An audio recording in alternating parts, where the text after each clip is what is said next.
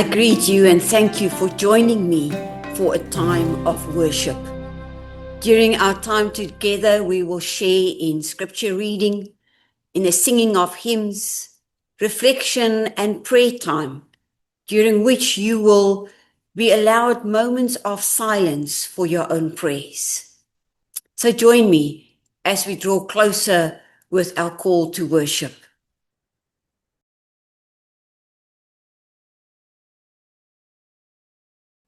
The world belonged to the Lord, the earth and all its people. How good and how lovely it is to live together in unity. Love and faith come together. Justice and peace join hands. If the Lord's disciples keep silent, all these stones would shout aloud. Lord, open our lips, and our mouth shall proclaim your praise. Amen.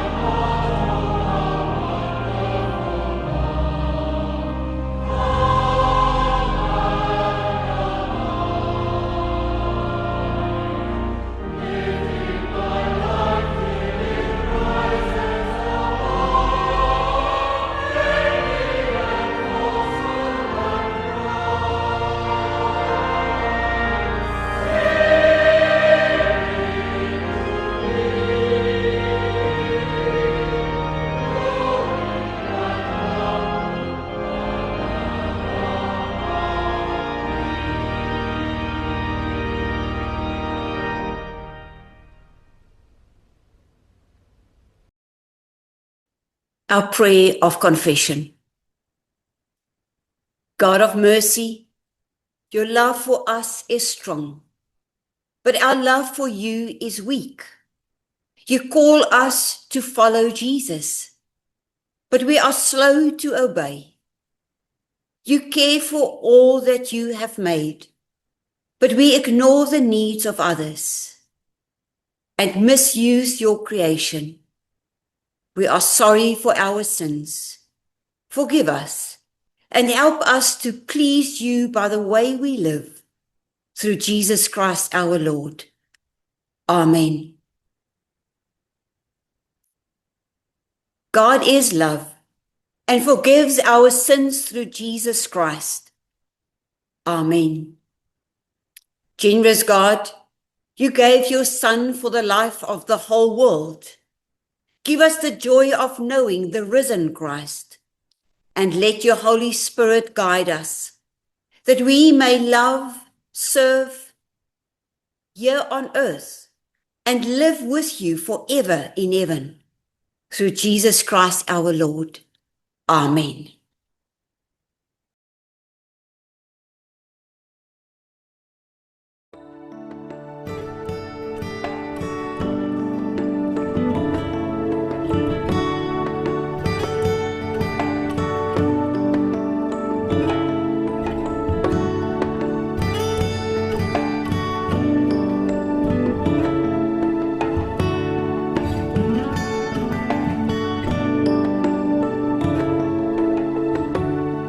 To be in your presence,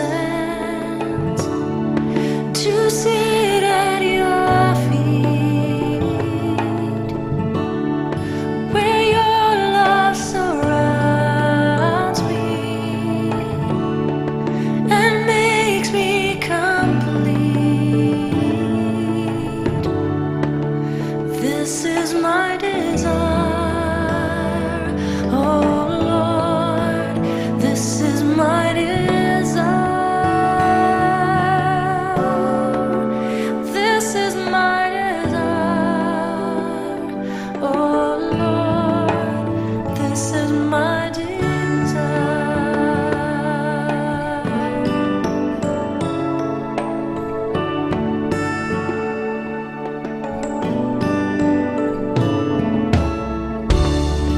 To rest in your presence, not rushing away, to cherish each moment. Here I would stay. This is my desire, oh Lord, this is my desire. This is my desire, oh Lord, this is my desire. This is my desire, oh Lord, this is my desire. This is my desire, oh Lord, this is my desire.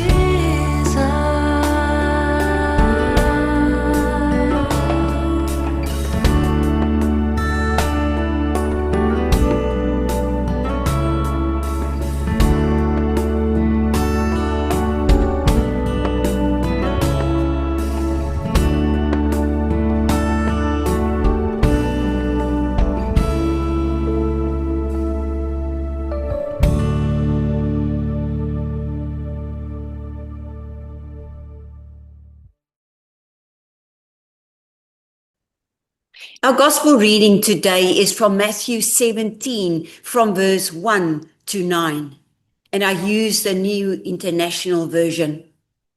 The heading is the Transfiguration. After 6 days, Jesus took with him Peter, James, and John, the brother of James, and led them up a high mountain by themselves. There he was transfigured before them. His face shone like the sun, and his clothes became as white as the light. Just then there appeared before them Moses and Elijah talking with Jesus. Peter said to Jesus, Lord, it is good for us to be here. If you wish, I will put up 3 shelters, one for you, one for Moses, and one for Elijah. While he was still speaking, a bright cloud covered them, and a voice from the cloud said, This is my son, whom I love. With him I am well pleased. Listen to him. When the disciples heard this, they fell face down to the ground, terrified. But Jesus came and touched them. Get up, he said. Don't be afraid. When they looked up, they saw no one except Jesus. As they were coming down the mountain, Jesus instructed them, Don't tell anyone what you have seen until the Son of Man has been raised from the dead. We read up to here and praise God for the word that is before us. Our theme today, Botox that works. Botox that works. We live in times where there is a quick fix for everything, and there are many voices in our Western society that promise quick transformation for any and every situation. The problem is that we are just as quick to listen to those voices and even try some of it. But let me tell you, out of my own experience, you cannot learn German in 10 days. The miracle slimming cream doesn't work overnight, and the sexy bronze quick tan fades before the holiday is over. We don't know how difficult it was for Moses to get to the top of that mountain, but we do know it was worth it. Moses had a glowing face after encountering God on that mountain, so much so that the people had difficulty looking at him. Therefore, he made use of a veil to cover his face when he spoke to the people of God. This whole encounter made such an impact that it was even referred to many years later by those who did not even live at the same time of Moses. Paul spoke about it in the second letter to the church in Corinth.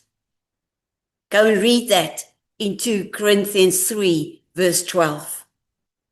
The mountaintop experience with God is not intended for those individuals at that moment, but the intention and purpose for that is for that which follows. It is intended for a purpose that reaches far wider than just that individual.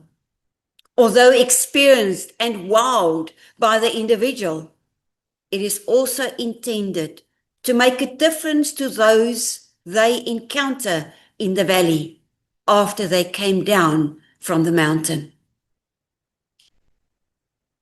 During Lent, we enter a time of deep self-searching, asking God to reveal to us that which is still in our lives that should not be there. It is a time of reflection and being honest with ourselves and with God. What in my life is the veil that is preventing the glory of God to shine from my life? What is the little or the big sin that I still harbor that is limiting my spiritual growth? What is staring at me in the reflection of the mirror that is not representing the God I confess to love and follow? Where do I need a good dose of Botox in my spiritual life? The treatment that will straighten things out, that will give me a facelift, which will bring the transformation that is so deeply and desperately needed. That which will equip and prepare me for the purpose of God. As any Botox treatment and quick transformation that the voices of the world is offering is only temporary and short-lived, so is there no quick fix for our spiritual condition and stagnation anywhere, but in the encounter with the living God. Moses had to climb the mountain up and down in obedience to God, and then go and present the message to the people. Yes, he had a wonderful wow moment, but it was not just intended for him. He had to take the message of the covenant back to the people of God, and he did not stop there. He had conversations with God that had to continue. He had to enter into the presence of God again and again, and every time return to normal life among the sinful and difficult people that he lived among and had to shepherd. Who doesn't want the life-changing wow encounter with God? Just as for Moses, is there a mountain to be climbed for each one of us?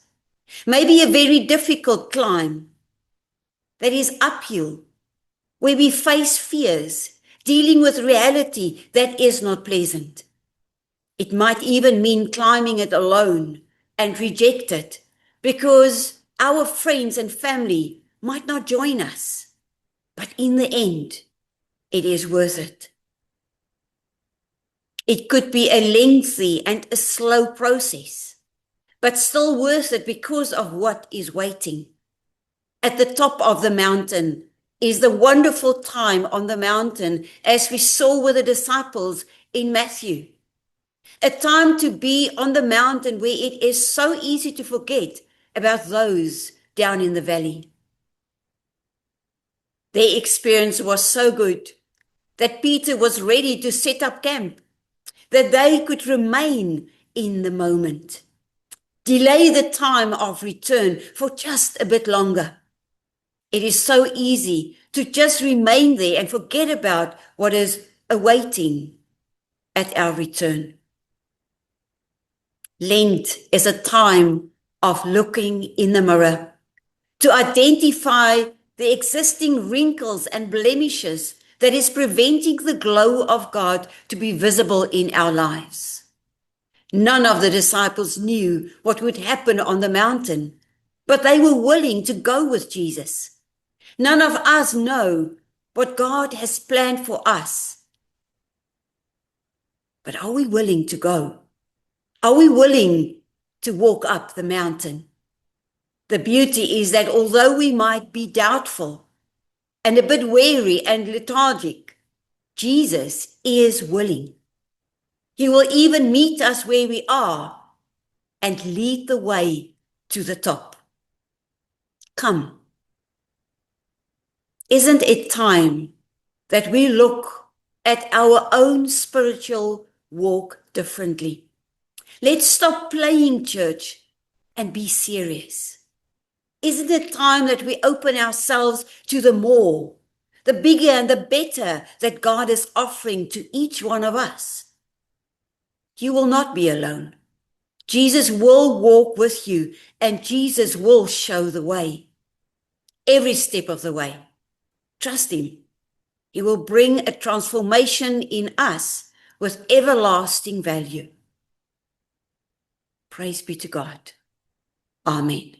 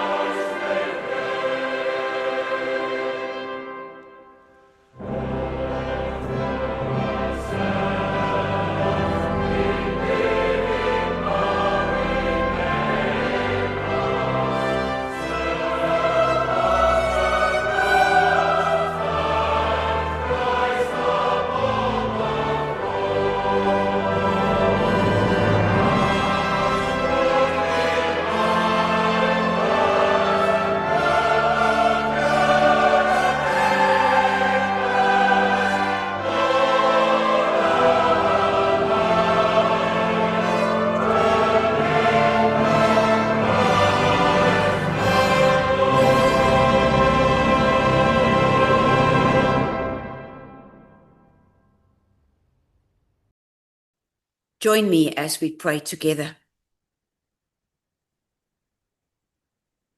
Eternal God, conceiver and shaper, ruler and savior of the world, we bless you that, awake and aware, we are free to praise you, bound in the family of Christ to worship in every land. We worship you in our mother tongue, as others do in theirs, glad to be part of your pattern and purpose. Amen.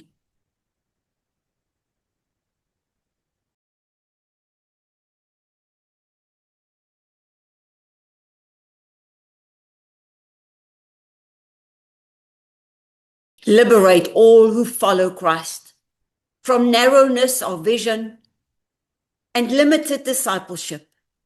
Make your people keen to serve you in the public worlds of business, politics, education, law, industry, and wherever the welfare of humanity may be improved or threatened. Thus may compassion and justice inform our national life and institutions as keenly as they address our conscience. Amen.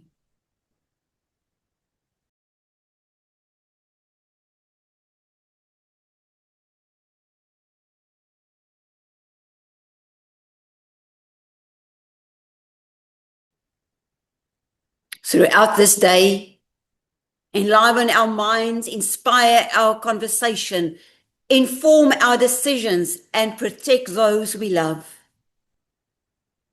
And should today bring what we neither anticipate nor desire, increase our faith and decrease our pride until we know that when we face the unexpected, we do not stand alone. Amen.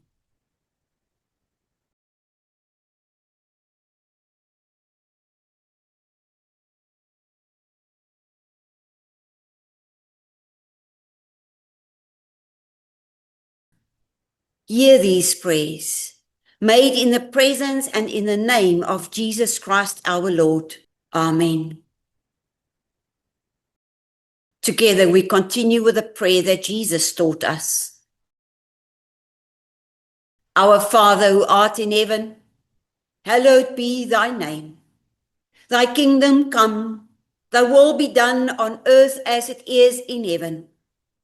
Give us this day our daily bread, and forgive us our trespasses, as we forgive those who trespass against us.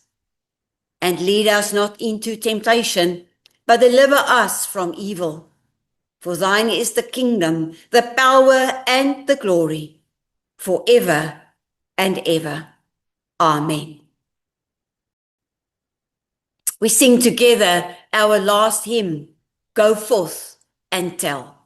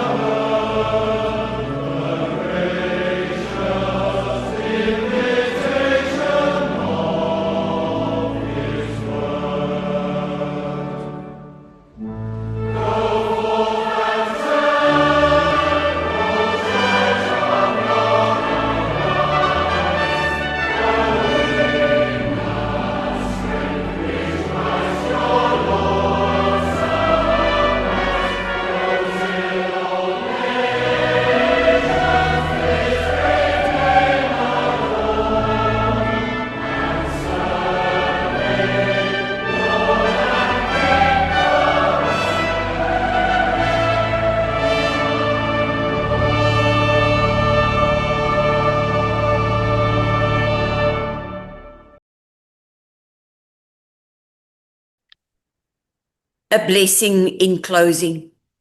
The Lord bless you and watch over you. The Lord make his face shine upon you and be gracious to you. The Lord look kindly on you and give you peace. And the blessing of God Almighty, the Father, the Son, and the Holy Spirit be among us and remain with us always. Amen.